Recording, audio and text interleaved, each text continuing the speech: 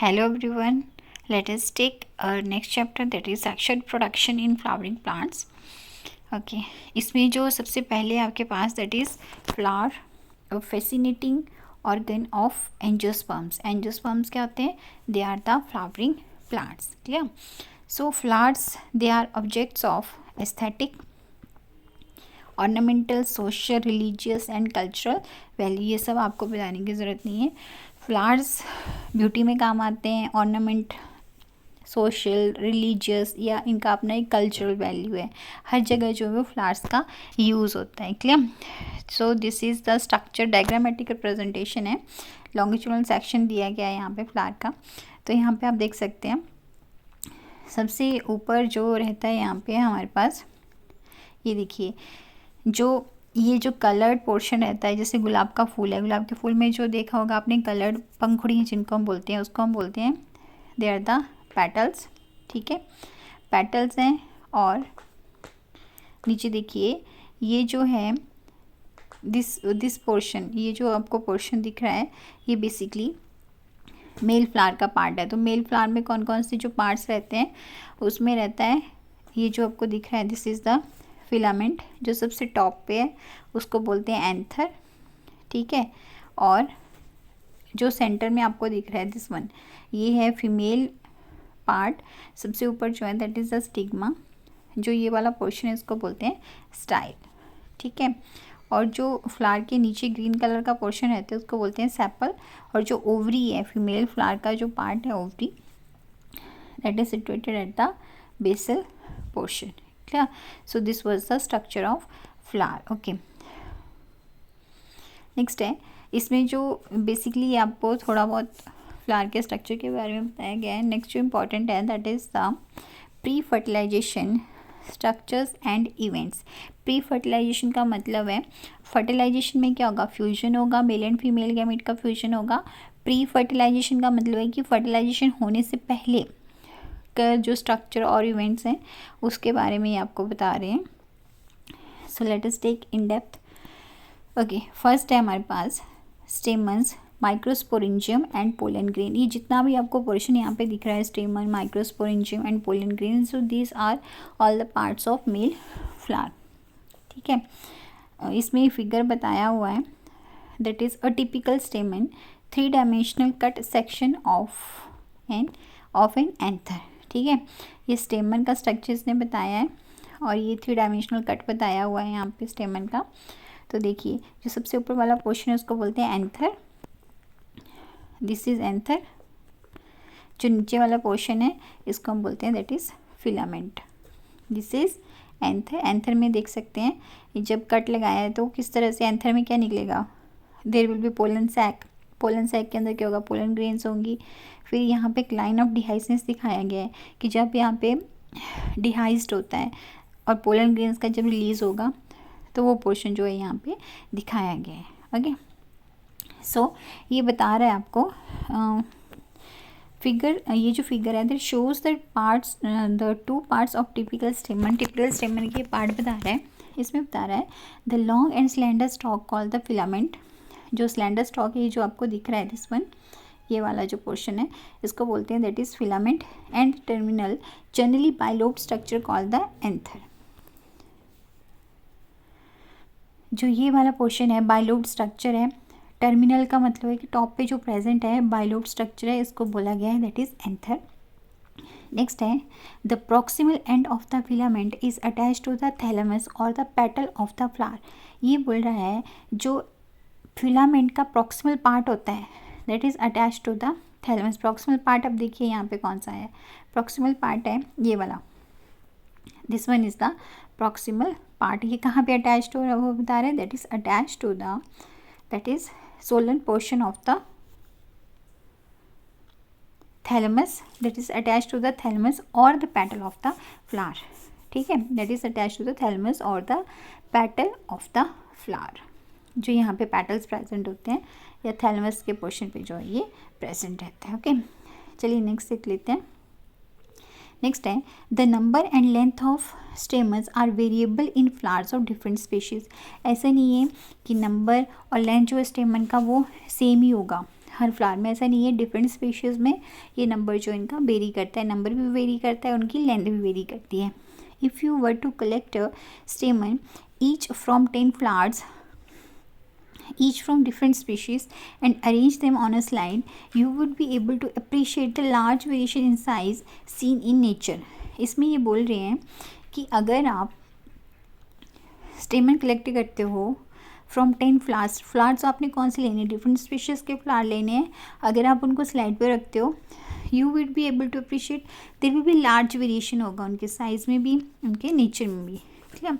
Next है हमारे पास careful observation of each stamen under a dissecting microscope and making neat diagrams would illustrate the range in shape and attachment of anthers in different flowers. तो ये बोल रहे हैं कि अब डिफरेंट उसमें साइज़ में आपको वेरिएशन देखने को मिलेगा, उनके नेचर में वेरिएशन देखने को मिलेगा. अगर आप उनको स्लाइड के नीचे डाइसेक्टिंग माइक्रोस्कोप में देखोगे, जैसे डाइसेक्टिंग माइक्रोस्कोप में अगर आप उसको देखते हो तो उसमें आपको शेप में भी डिफरेंस देखने को मिलेगा, और जो एंथस है उनका अटैचमेंट जो है वो डिफरेंट होता है डिफरेंट फ्लावर्स में, तो वो भी आप इजीली ऑब्जर्व कर सकते हो. ओके. नेक्स्ट है typical angiosperm anther is bilobed with each lobe having 2 theca, that is they are dithecous. Typical angiosperm anther जो रहता है, this one it is bilobed. Bilobed है विद ईच लोब, ये 2 lobe है इसके. अब ये बात कर रहे हैं ईच लोब की, each lobe having 2 theca like this, तो इसको बोलते हैं, तो ये क्या हुआ, so that is known as the dithecous. Clear. Next time often a longitudinal groove runs lengthwise separating the theca. एक ग्रूव रहता है जो कि थीका को आपस में सेपरेट करता है. सो let us understand the various types of tissues and their organization in the transverse section of anther. तो हम टिश्यूज़ की और किस तरह से वो टिश्यूज़ ऑर्गेनाइज हुए हैं वो हम सब किस में स्टडी करेंगे, जब हम एंथर का ट्रांसवर्स सेक्शन जो है उसको स्टडी करेंगे. Okay. The bilobe nature of an anther is very distinct in the transverse section of anther. The anther is four-sided, that is tetragonal structure consisting of 4 microsporangia located at the corners, 2 in each lobe. अब ये वाली line समझ लीजिए ज़रा आप, इसमें ही आपको basically बता रहा है, ये देखिए कि जब हम एंथर का ट्रांसवर्स सेक्शन स्टडी करेंगे तो आपको इस तरह से स्ट्रक्चर दिखाई देगा लाइक दिस. तो इसमें ये बोल रहा है कि इसमें आपको एंथर क्या है, बाइलोब्ड है. एंथर क्या है, बाइलोब्ड है ना. वो बाइलोब जो है वो डाइथीकस है, मतलब हर लोब के पास जो है वो 2 थीका प्रेजेंट है. अब 2 थीका उसमें प्रेजेंट है. अब ये क्या बोल रहा है, टेट्रागोनल स्ट्रक्चर है और उसमें 4 माइक्रोस्पोरेंजिया हैं जो कॉर्नर्स पे सिचुएटेड है. देखिए 1 2 3 4 microsporangia located at the corners, 2 in each lobe. ये जो पोर्शन है वो क्या है, ये लोब्स हैं बेसिकली. क्या है, दीज आर लोब्स. ये वाला जो है ये लोब्स हैं. इसमें दो माइक्रोस्पोरेंजिया एक लोब में प्रेजेंट है और 2 माइक्रोस्पोरेंजिया जो है वो दूसरे लोब में प्रेजेंट है. ओके. नेक्स्ट है the microsporangia develop further and become pollen sacs. अब आपने ऊपर माइक्रोस्पोरेंजिया के बारे में पढ़ा, पोलन सैक के बारे में पढ़ा, पोलन ग्रेन्स के बारे में पढ़ा. तो जो माइक्रोस्पोरेंजिया है they develop further and become pollen sacs. से जो माइक्रोस्पोरेंजिया का आपको स्ट्रक्चर बताया, इनमें फर्दर डेवलपमेंट होता है, वो पोलन सैक्स बन जाते हैं. They extend longitudinally all through the length of anther and are packed with pollen grains.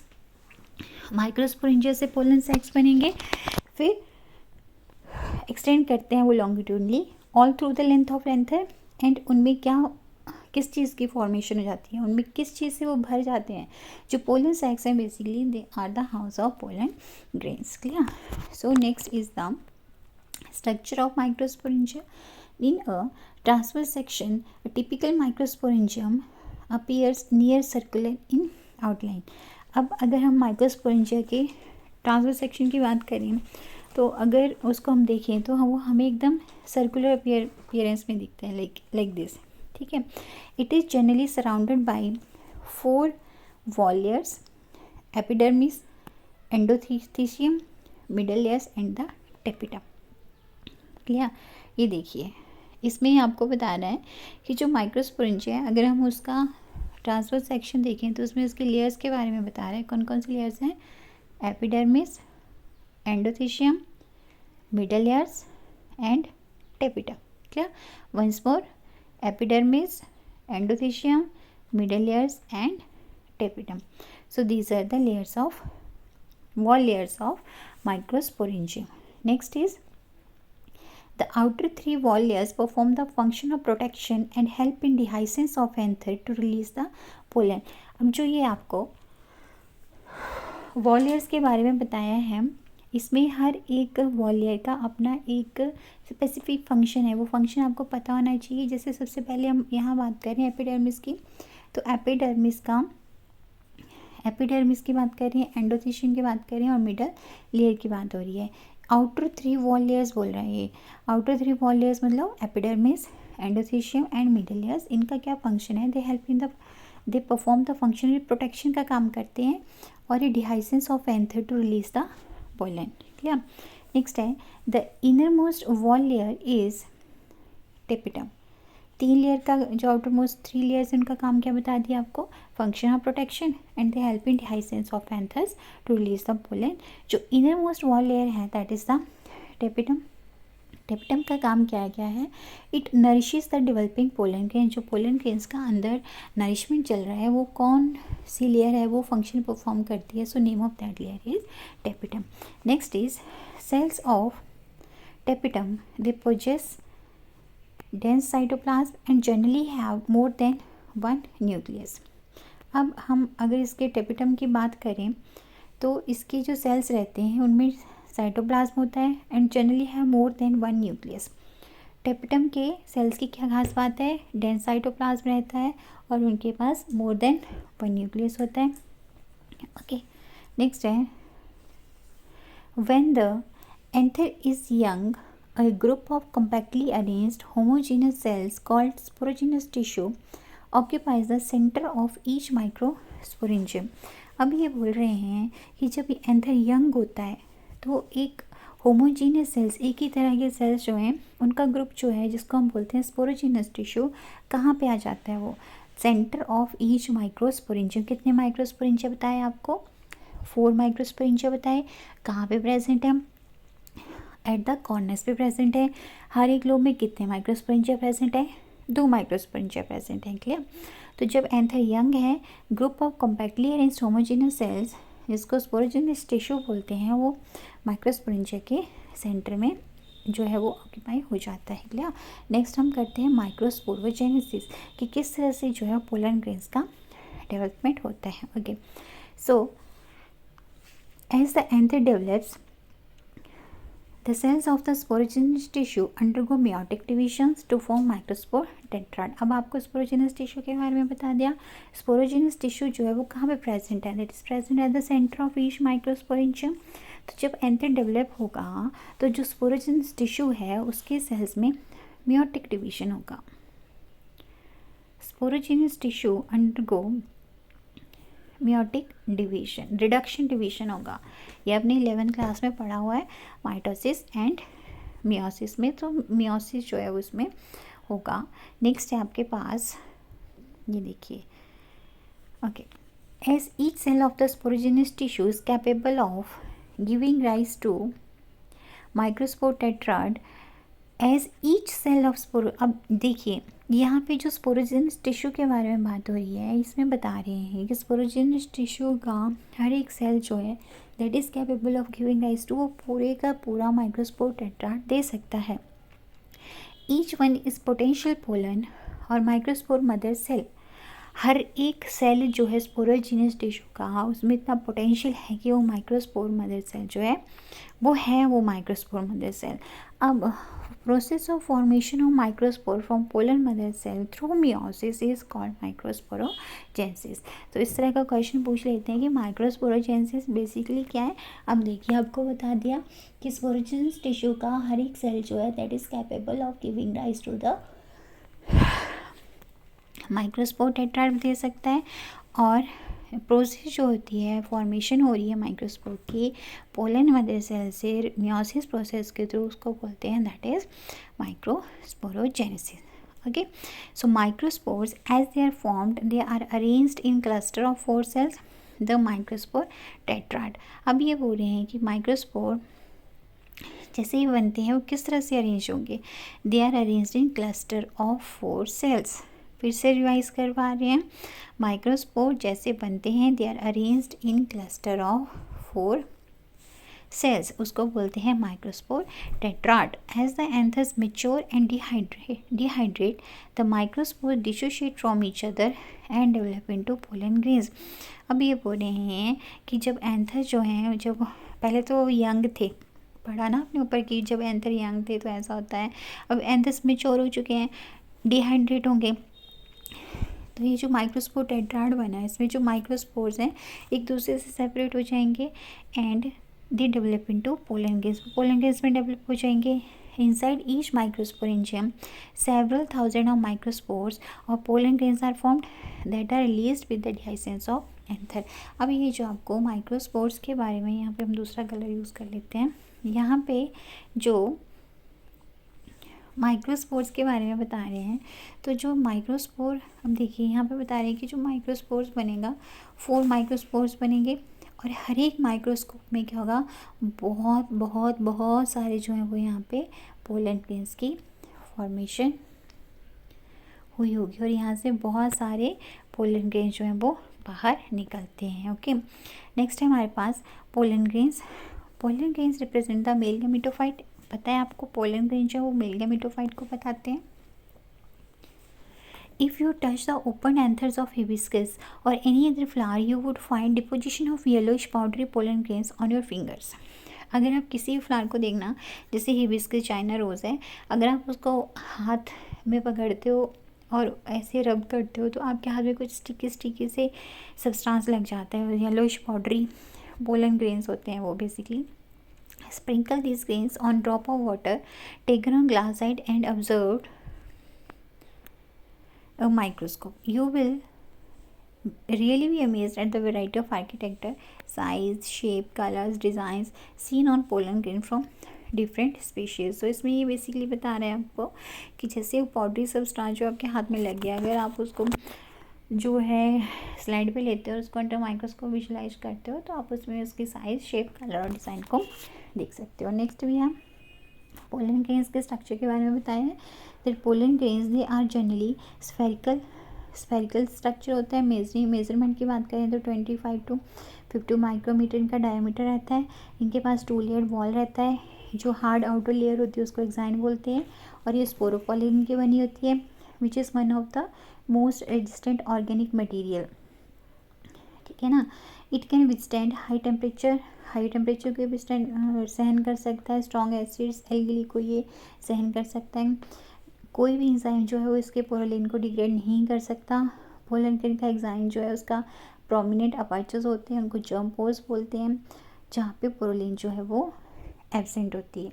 ठीक है, तो इसमें पोलन ग्रेन का आपके स्ट्रक्चर के बारे में बता रहा है कि बेसिकली उसमें क्या होता है, 25 to 50 माइक्रोमीटर का उसका डायमीटर रहता है। उसका 2 लेयर्ड वॉल होता है। जो आउटर लेयर है उसको एक्साइन बोलते हैं, स्पोरोपोलिन की बनी होती है और जो स्पोरोपोलिन है मोस्ट रेजिस्टेंट ऑर्गेनिक मटेरियल है। अगर उसके पास एक्साइन है इसका मतलब वो हाई टेम्परेचर को सहन कर सकता है, स्ट्रॉन्ग एसिड को सहन कर सकता है, एल्गली को सहन कर सकता है। कोई भी एंजाइम जो है वो स्पोरोपोलिन को अभी तक मतलब जो उसको डिग्रेड कर सके, अभी तक ऐसा एंजाइम है जो है उसकी बारे में नहीं पता लगाया गया है। पोलन ग्रेन एंजाइम जो है उसके प्रोमिनेंट अपर्चर्स होते हैं, उनको जर्म पोर्स बोलते हैं और इन जर्म पोर पे जो है स्पोरोपोलिन एब्सेंट होता है। ओके, नेक्स्ट पोलन ग्रेन जो हैं they are well preserved as fossils because of the presence of sporopollenin. अब पोलन ग्रेन जो उनको हम प्रिजर्व कर सकते हैं एज फॉसिल किसकी वजह से, स्पोरोपोलिन की वजह से। क्यों? क्योंकि स्पोरोपोलिन जो है वो रेजिस्टेंट है हर किसी हजार्डस कंडीशन के लिए। Clear? Okay, so the inner wall of the pollen grain is called the intine. जो इसमें जो क्वेश्चन दिए जैसे what is the function of germ pore, तो ये हम कमिंग लेक्चर्स में करेंगे after the completion of the chapter. Okay, so the inner wall of the pollen grain is called the intine. Intine के अगर फीचर्स की हम बात करें, थिन है, कॉन्टिन्यूस लेयर है, ये सेल्यूलोज और पेक्टिन की बनी होती है। स्पोरोपोलिन किस चीज़ का बना है? स्पोरोपोलिन। एग्जाइन किस चीज़ का बना है? स्पोरोपोलिन का। और जो इनर लेयर है इंटाइन की, वो थिन और कॉन्टिन्यूस लेयर है, इसमें सेल्यूलोज और पेक्टिन होता है। The cytoplasm pollen grain is surrounded by plasma membrane. Pollen grain के साइटोप्लाज्म के चारों ओर प्लाज्मा मेम्ब्रेन होती है। जब पोलन ग्रेन जो है वो मिच्योर होता है, इसके पास 2 सेल्स होते हैं, vegetative cell and generative cell. जो वेजिटेटिव सेल है वो बड़ा होता है और उसके पास अबंडेंट फूड रिजर्व होता है, और लार्ज इरेगुलर शेप जो है इसके पास न्यूक्लियस रहता है। क्लियर? जो जनरेटिव सेल है स्मॉल है और साइटोप्लाज्म में फ्रूट करता है, that float in the cytoplasm of the vegetative cell. तो इसमें बात करिए पोलन ग्रेन के सेल्स के बारे में, तो इसमें क्या होता है बेसिकली जनरेटिव सेल होता है और वेजिटेटिव सेल होता है। जो वेजिटेटिव सेल रहता है वो बड़ा होता है, जनरेटिव सेल छोटा होता है। वेजिटेटिव सेल बड़ा होता है, उसमें अबंडेंट फूड रिजर्व होता है, इरेगुलरली शेप्ड उसमें न्यूक्लियस होता है। जनरेटिव सेल स्मॉल होता है, वेजिटेटिव सेल के साइटोप्लाज्म में फ्लोट करता है। और दूसरी जो इसकी खास बात है, it is spindle shaped with dense cytoplasm and a nucleus. Clear? Generative cell में क्या होता है? स्पिंडल शेप्ड रहता है ये, इसमें डेंस साइटोप्लाज्म और न्यूक्लियस है। In over 60% of angiosperm pollen grains are shed at this 2 celled stage. अब शेडिंग की हम बात करें, पोलन ग्रेन कब झड़ते हैं, कब पोलन ग्रेन उसमें से निकलते हैं, जो ये ही 2 सेल्ड स्टेज होती है मोस्टली केसेस में जो इनकी शेडिंग हो जाती है। In the remaining species the generative cell divide mitotically to give rise to the 2 male gamete before pollen grains at shed. ठीक है ना? ये भी इम्पॉर्टेंट है पॉइंट्स टू रिमेंबर कि 60% ऑफ एंजियोस्पर्म में क्या होता है? पोलन ग्रेन्स की शेडिंग कब हो रही है? जब वो 2 सेल स्टेज पे है, मतलब वेजिटेटिव सेल और जनरेटिव सेल। रिमेनिंग स्पीशीज में क्या होता है? जनरेटिव सेल जो है वो माइटोटिकली डिवाइड करता है, 2 मेल गैमीट बनाएगा। अब ऑब्वियसली जो 2 मेल गैमीट जो भी जनरेटिव सेल बना रहा है, इसका मतलब वहाँ पे 3 सेल स्टेज को है वो पहुँच गई है। तो सम केसेस 2 सेल स्टेज में शेडिंग होती है and some cases 3 cell stage में इसकी शेडिंग होती है। Okay, next pollen grains of many species cause severe allergies and bronchial afflictions in some people, often leading to chronic respiratory disorder, asthma, bronchitis, etc. तो pollen grains की allergy के बारे में बताया हुआ है। कुछ स्पीशीज़ पोलन ग्रेन के ऐसी होती हैं जो कि एलर्जी कॉज करती हैं और उसकी वजह से क्रॉनिक रेस्पिरेटरी डिसऑर्डर्स हो जाते हैं, जैसे अस्थमा आ गया, ब्रोंकाइटिस आ गया। ओके, इसमें नेक्स्ट आता है, इसमें फर्स्ट 1 मार्क का क्वेश्चन आ जाता है कि पार्थेनियम ऑफ कैरेट और कैरेट ग्रास भी हम जिसको बोलते हैं पार्थेनियम, ये carrot grass that came into India as contaminant with as a contaminant with the imported wheat has become ubiquitous in occurrence and cause polar allergy। So parthenium बोल सकते हैं, कैरेट ग्रास बोल सकते हैं, इसकी वजह से इंडिया में आया था जब व्हीट का इम्पोर्ट हुआ था एज ए कंटेमिनेंट, और उसकी वजह से जो है पोलन एलर्जी जो है वो कॉज करी थी। ओके, पोलन ग्रेन ऐसा नहीं है कि वो एलर्जी कॉज करते हैं। Pollen grains are basically rich in nutrient. It has become fashion in recent years to use pollen tablet as food supplement. Pollen grains को एज टैबलेट भी यूज़ करते हैं western countries. In Western countries, a large number of pollen products in the form of tablets and syrups are available in the market. Pollen consumption has been claimed to increase the performance of athletes and race horses. So you will understand that things. Okay, next है when once they are shed, pollen grains have to land on the stigma. एक बार pollen grains की shedding होगी तो pollen grains जो हैं they have to land, उनको stigma के ऊपर लैंड करेंगे before they lose viability if they we have to bring about fertilization. ये बोल रहा है कि उनको जैसे ही उनकी शेडिंग होती है तो उनको स्टिग्मा जो है फीमेल फ्लावर का उसके ऊपर लैंड करना पड़ेगा अगर फर्टिलाइजेशन करवानी है तो। Clear? How long do you think the pollen grains retain viability? तो अगर तो पोलन ग्रेन्स को स्टिग्मा मिल रहा है तो फर्टिलाइजेशन हो जाएगी, इट्स ओके। बट इसमें बोल रहा है कि पोलन ग्रेन की वायबिलिटी कितनी रहती है, कितने टाइम तक जो है वो उनमें कैपेबिलिटी होती है कि वो फर्टिलाइज कर सकें। The period for which pollen grains remain viable is highly variable and to some extent depend upon the prevailing temperature and humidity. Pollen grains की वाइबिलिटी कितनी रहेगी वो बेसिकली डिपेंड करता है उसके प्रिवेलिंग टेम्परेचर और ह्यूमिडिटी पे. In some cereals such as rice and wheat, pollen grains lose viability within 30 minutes of their release. Rice और वीट के केस में ये बता रहे हैं, राइस के और वीट के केस में जो है जो पोलन ग्रेन की वाइबिलिटी है that is only 30 minute. Clear. And in some members of Rosaceae, Leguminosae and Solanaceae they maintain viability for months. Rosaceae, Leguminosae and Solanaceae उनकी जो viability वो महीनों तक रहती है.